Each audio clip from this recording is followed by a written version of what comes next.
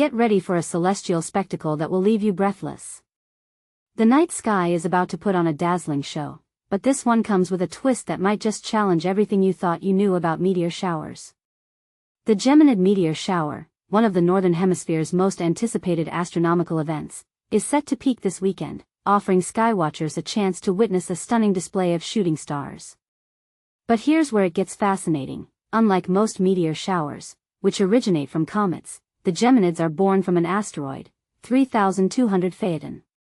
This near-Earth object, whose orbit intersects with Mercury, Venus, Earth, and Mars, leaves behind a trail of debris that our planet passes through each year around December 14th, creating this mesmerizing shower. Alongside the Quadrantids in January and the Perseids in August, the Geminids are celebrated for their reliability and intensity. With a peak zenithal hourly rate, ZHR, of up to 150 meteors per hour, they're a must-see for both seasoned astronomers and curious beginners.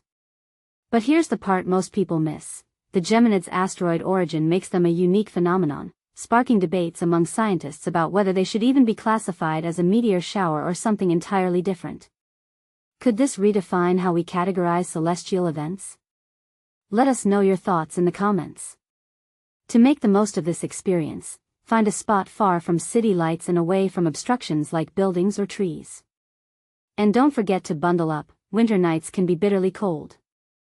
If you missed this one, don't worry. The Quadrantid meteor shower is just around the corner, expected to peak on the night of January 3rd and into the early hours of January 4th, 2026.